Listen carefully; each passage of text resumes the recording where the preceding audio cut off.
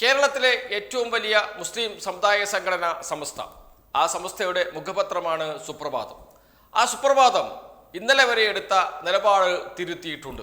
അത് സുപ്രഭാതത്തിൻ്റെ നിലപാട് തന്നെയാണോ, സുപ്രഭാതം മാത്രമാണോ തിരുത്തിയത്, അതല്ല സമസ്തയും തിരുത്തിയോ എന്ന ചോദ്യവും ഉയർന്നുണ്ട്. സംസ്ഥയിലെ പ്രമുഖ നേതാക്കൾ ഒക്കെ കഴിഞ്ഞ ദിവസങ്ങളിൽ സ്വീകരിച്ച നിലപാടുണ്ട്. ആ നിലപാട് ഇടതുപക്ഷത്തിന് അനുകൂലമായ നിലപാടായിരുന്നു. ഭൂരിഭാഗം സംസ്ഥാന നേതാക്കൾ ജിഫ്രി മുത്തുക്കോയ തങ്ങളടക്കം മുസ്ലിം ലീഗ് കടന്നാക്രമിച്ചിട്ടും ആ നിലപാടിൽ ഉറച്ചു നിന്നിരുന്നു എന്നത് ഒരു സത്യമായിരുന്നു. അതേപോലെ തന്നെയാണ് സുപ്രഭാതത്തിന്റെ നിലപാടും ഉണ്ടായിരുന്നത്. സുപ്രഭാതം ഇടതുപക്ഷത്തോടൊപ്പം ചേർന്ന് നിൽക്കുകയായിരുന്നു ചെയ്തത്. എന്നാൽ മുസ്ലിം ലീഗും സുപ്രഭാതവും തമ്മിൽ, അല്ലെങ്കിൽ സമസ്തയിലെ രണ്ട് വിഭാഗങ്ങൾ തമ്മിലുള്ള ഏറ്റുമുട്ടലിൽ അണികൾ എവിടെ നിന്നു എന്ന ചോദ്യത്തിനുള്ള ഉത്തരമാണ് ഈ ലോക്സഭാ തെരഞ്ഞെടുപ്പ് ഫലം. കേരളത്തിലെ സമസ്തയുടെ അണികൾ മുഴുവൻ മുസ്ലിം ലീഗ് പറഞ്ഞ ഇടത്തേക്ക്, പാണക്കാട് സാദിഖലി തങ്ങൾ നേതൃത്വം കൊടുക്കുന്ന മുസ്ലിം ലീഗ് പറഞ്ഞ ഇടത്തേക്ക് നീങ്ങി എന്നർത്ഥം. എന്ന് വെച്ചാൽ സമസ്ത മതപരമായ കാര്യങ്ങളിൽ ഇടപെട്ടാൽ മതി, രാഷ്ട്രീയ കാര്യങ്ങളിലേക്ക് സമസ്ത ഇടപെടേണ്ട. മുസ്ലിം ലീഗ് രാഷ്ട്രീയ കാര്യങ്ങൾ നോക്കണം. സമസ്തയുടെ രാഷ്ട്രീയ മുഖമാണ് മുസ്ലിം ലീഗ് എന്ന് വേണമെങ്കിൽ പറയാം. അത്രമാത്രം മുസ്ലിം ലീഗിന്റെ അണികൾ സമസ്ത പ്രവർത്തകരാണ് എന്നതാണ് കാര്യം. കാരണം മുസ്ലിം ലീഗിന്റെ വോട്ട് ബാങ്ക് എന്നത് സമസ്തയാണ്. മറ്റു ചെറിയ സംഘടനകളൊക്കെ മുസ്ലിം ലീഗിന്റെ ഭാഗമായി നിൽക്കുന്നുണ്ട്. ആ സമുദായ സംഘടനയിൽപ്പെട്ട ആളുകൾ മുസ്ലിം ലീഗിന്റെ നേതാവായി വന്നിട്ടുമുണ്ട്, മുജാഹിദീൻ പോലെയുള്ള സംഘടനകളിൽ നിന്ന്. എന്നാൽ സമസ്തയുടെ അണികളാണ് ഏറ്റവും ശക്തമായി മുസ്ലിം ലീഗിനോടൊപ്പം നിൽക്കുന്നത്. അവർ സമസ്തയുടെ മാറിയ നിലപാടിനോട് ഒപ്പം നിന്നില്ല. എന്ന് വെച്ചാൽ സുപ്രഭാതത്തോടൊപ്പം നിന്നില്ല, സമസ്തയിലെ ഒരു വിഭാഗത്തോടൊപ്പം നിന്നില്ല, മുസ്ലിം ലീഗ് വിരുദ്ധ നിലപാടിനോടൊപ്പം നിന്നില്ല. സമസ്ത അല്ല ഞങ്ങളെ നയിക്കുന്നത്, രാഷ്ട്രീയമായി നയിക്കുന്നത് മുസ്ലിം ലീഗാണ് എന്ന് ഉറപ്പിച്ച് പറയുകയാണ് ചെയ്തിരിക്കുന്നത് സമസ്തയിലെ അണികൾ. അതുകൊണ്ട് തന്നെയാണ് ചില മാറ്റങ്ങൾ, ചില തിരുത്തലുകൾ സുപ്രഭാതത്തിന്റെ മുഖപത്രം ഇന്ന് നടത്തിയത്. മുഖപ്രസംഗത്തിലൂടെ നിശിതമായ വിമർശനമാണ് ഇപ്പോൾ ഉയർത്തിയിരിക്കുന്നത് സർക്കാരിന് എതിരെ, ഇടതുപക്ഷത്തിന് എതിരെ. അങ്ങനെ വിമർശിക്കുമ്പോഴും ചില തിരുത്തലുകൾ അത്യാവശ്യമാണ് ഇടതുപക്ഷത്തിന് എന്ന് പറഞ്ഞു വെക്കുകയും ചെയ്യുന്നുണ്ട്. ചില മാറ്റങ്ങൾ ഇടതുപക്ഷത്തിൽ നിന്ന് ഉണ്ടാകേണ്ടതുണ്ട് എന്ന ഉപദേശവും നൽകുന്നുണ്ട് സമസ്ത. ആ മുഖപ്രസംഗത്തിന്റെ പ്രസക്ത ഭാഗങ്ങളിലേക്ക് നമുക്ക് നോക്കാം. ആ മുഖപ്രസംഗത്തിലെ ഇടത് സർക്കാരിനെതിരെ ഉയർത്തുന്ന വിമർശനം എന്തൊക്കെയാണ് എന്ന് നമുക്ക് നോക്കാം. ഈ മുഖപ്രസംഗത്തിന് തലക്കെട്ട് തന്നെ ഇടത് സർക്കാരിന് ജനങ്ങളിട്ട മാർക്ക് എന്നാണ്. ഇടതു സർക്കാരിന് ജനങ്ങളിട്ട മാർക്ക് എന്നാണ്. അതിൽ പറയുന്നത് ഇങ്ങനെയാണ്: ഈ ലോക്സഭാ തെരഞ്ഞെടുപ്പ് ഫലം സംസ്ഥാനത്ത് അടുത്ത വർഷം നടക്കുന്ന തദ്ദേശ തെരഞ്ഞെടുപ്പിന്റെയോ തൊട്ടടുത്ത വർഷത്തെ നിയമസഭാ തെരഞ്ഞെടുപ്പിന്റെയോ ദിശാസൂചികയാണെന്ന് വിലയിരുത്താനാകില്ലെങ്കിലും, ഇതാണ് ഏറ്റവും പ്രധാനപ്പെട്ട വാക്യം. എന്ന് വെച്ചാൽ ഈ ലോക്സഭാ ഇലക്ഷൻ ഒരിക്കലും തദ്ദേശ സ്ഥാപനങ്ങളിലേക്ക് നടക്കാൻ പോകുന്ന തെരഞ്ഞെടുപ്പോ അല്ലെങ്കിൽ അടുത്ത നിയമസഭയിലേക്ക് നടക്കുന്ന തെരഞ്ഞെടുപ്പിന്റെയോ ഒരു ദിശ സൂചികയാണ് എന്ന് വിലയിരുത്താൻ കഴിയില്ല. എങ്കിലും ഒരു കാര്യം ഉറപ്പിച്ചു പറയാനാകും: ഭരണത്തിലുള്ള ഇടതുമുന്നണിയിലും നേതൃത്വം നൽകുന്ന CPM-ലും ജനങ്ങൾക്കുണ്ടായിരുന്ന വിശ്വാസത്തിൽ ഇടിവ് സംഭവിച്ചിരിക്കുന്നു. ജനമനസ്സുകളിൽ നിന്ന് എന്തുകൊണ്ട് LDF പിഴുതെറിയപ്പെട്ടു എന്ന് വിശകലന വിധേയമാക്കേണ്ടതാണ്.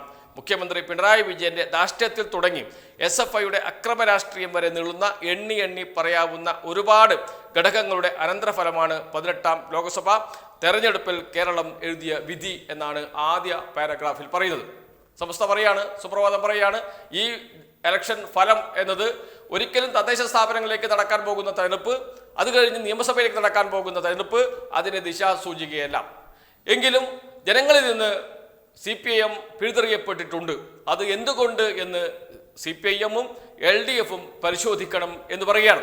അത് എന്തൊക്കെ കാരണങ്ങളാണ് എന്ന് എണ്ണി പറയുന്നുമുണ്ട് അടുത്ത പാരഗ്രാഫുകളിൽ. അത് ഒന്ന് മുഖ്യമന്ത്രിയുടെ ധാർഷ്ട്യമാണ്, മറ്റൊന്ന് SFIയുടെ അക്രമം വരെയാണ്. അതുവരെ ഈ രണ്ടിനും ഇടയിൽ നിരവധി സംഭവങ്ങളുണ്ട്. അതെല്ലാം ഈ തെരഞ്ഞെടുപ്പ് ഫലത്തെ സ്വാധീനിച്ചിട്ടുണ്ട് എന്നാണ് ഈ മുഖപ്രസംഗത്തിൽ പറയുന്നത്.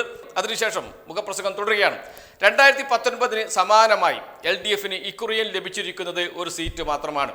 സ്ഥിതി മെച്ചപ്പെടുത്താൻ കഴിയാത്തതിലേറെ വോട്ട് വിഹിതത്തിലുണ്ടായ കുറവാണ് CPM-നെ ഏറെ ആശങ്കപ്പെടുത്തുന്നത്.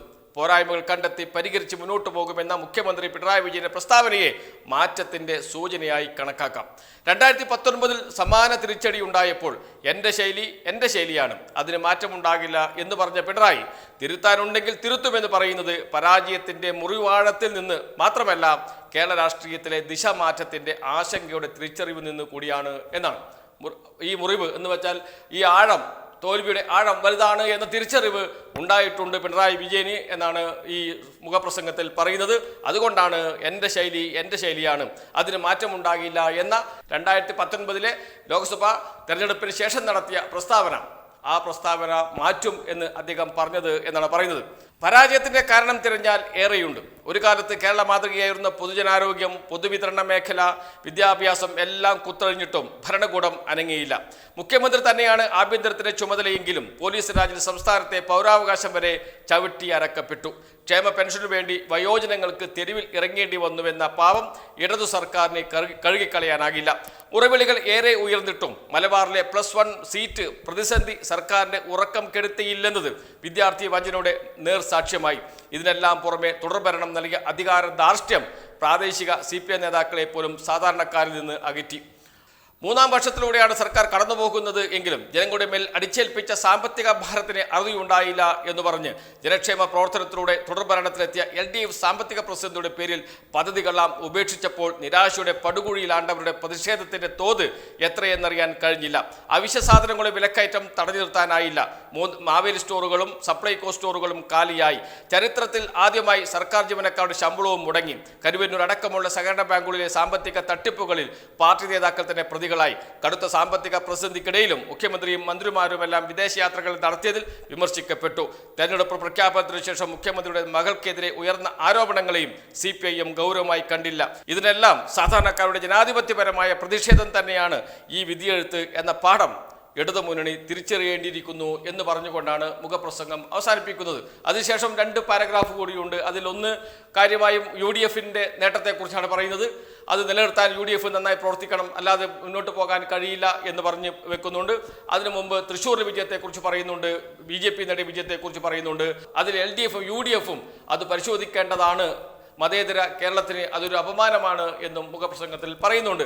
ഏതായാലും ഇടതുപക്ഷ നിലപാടുകളെ എന്ന് വെച്ചാൽ ഇടതുപക്ഷ സർക്കാരിൻ്റെ പ്രവർത്തനങ്ങളെ നിശ്ചിതമായി വിമർശിക്കുന്നു, അത് എണ്ണി ചൂണ്ടിക്കാണിക്കുന്നു. ആ ചൂണ്ടിക്കാണിച്ച് തിരുത്തേണ്ടത് എന്തൊക്കെയാണ് എന്ന് കൃത്യമായും പറയുന്നു. ആ തിരിച്ചറിവ് എന്ന് വെച്ചാൽ ഇത് തിരുത്തി മുന്നോട്ട് പോകണം എന്ന ഉപദേശമാണ് നൽകുന്നത് സമസ്തയുടെ മുഖപത്രമായ സുപ്രഭാതം ചെയ്യുന്നത്. ഒരു സംസ്ഥാന സർക്കാരിനെ വിമർശിക്കുന്നുണ്ട് എന്ന സംശയമേ ഇല്ല. എന്തൊക്കെ പോരായ്മകളാണ്, എല്ലാവരും പറയുന്ന പോരായ്മകൾ തന്നെയാണ് ചൂണ്ടിക്കാണിച്ചത്. എന്നാൽ അതാണ് ഈ പരാജയത്തിന് കാരണം എന്ന് മാത്രം പറഞ്ഞു വെക്കുന്നിടത്താണ് സമസ്ത പരാജയപ്പെടുന്നത്. അവിടെയാണ് സമസ്ത അല്ലെങ്കിൽ സുപ്രഭാതം പരാജയപ്പെടുന്നത്. കാരണം ഇത് മാത്രമല്ല, സത്യത്തിൽ ഇതായിരുന്നോ ഇത്രയും പ്രധാനമായ ചർച്ച ചെയ്തത്? അതുകൊണ്ട് മാത്രമാണോ ഇത്രയും വോട്ട് UDFന് കിട്ടിയത് എന്ന് ചോദിച്ചാൽ അങ്ങനെയല്ല. കേരളത്തിലെ ന്യൂനപക്ഷം 2019 എങ്ങനെയാണോ UDFനെ സഹായിച്ചത് അതിനേക്കാളും ഏറെ വാശിയോടെ സഹായിച്ചു എന്നതാണ് പ്രധാനപ്പെട്ട കാര്യം. മുസ്ലിം സമുദായത്തെ കൂടെ നിർത്താൻ CPIM നടത്തിയ ശ്രമങ്ങൾ അത് CPIMന് വലിയ തിരിച്ചടിയാവുകയും ചെയ്തു. മുസ്ലിം സമുദായം കൂടെ നിന്നില്ല എന്ന് മാത്രമല്ല, എല്ലാ കാലത്തും CPIMനോടൊപ്പം ഉണ്ടായിരുന്ന ഹിന്ദു വോട്ടുകളിൽ നിന്ന് ചോർച്ച ഉണ്ടാവുകയും ചെയ്തു. ആ ചോർച്ച BJPയിലേക്കായിരുന്നു എന്നതാണ് മറ്റൊരു സത്യം. അതോടൊപ്പം തന്നെ ഭരണവിരുദ്ധ വികാരവും ഉണ്ടായിട്ടുണ്ട്. അത് UDFന് വോട്ടായി മാറുകയും ചെയ്തിട്ടുണ്ട് എന്നത് യാഥാർത്ഥ്യമാണ്. പക്ഷേ അതുമാത്രമാണ്, ഭരണവിരുദ്ധ വികാരം മാത്രമാണ് ഈ പരാജയത്തിന് കാരണം എന്ന വിലയിരുത്തൽ, അത് സമസ്തയുടെ മുഖപത്രം നടത്തിയ വിലയിരുത്തൽ ശരിയാണ് എന്ന് തോന്നുന്നില്ല. ഈ ഘടകങ്ങൾ മുസ്ലിം ന്യൂനപക്ഷത്തിൻ്റെ, ക്രിസ്ത്യൻ ന്യൂനപക്ഷത്തിൻ്റെ നിലപാടുകൾ, രാഷ്ട്രീയമായ നിലപാടുകൾ അത് UDFനെ തുണച്ചിട്ടുണ്ട് എന്നത് ഒരു വസ്തുതയാണ്.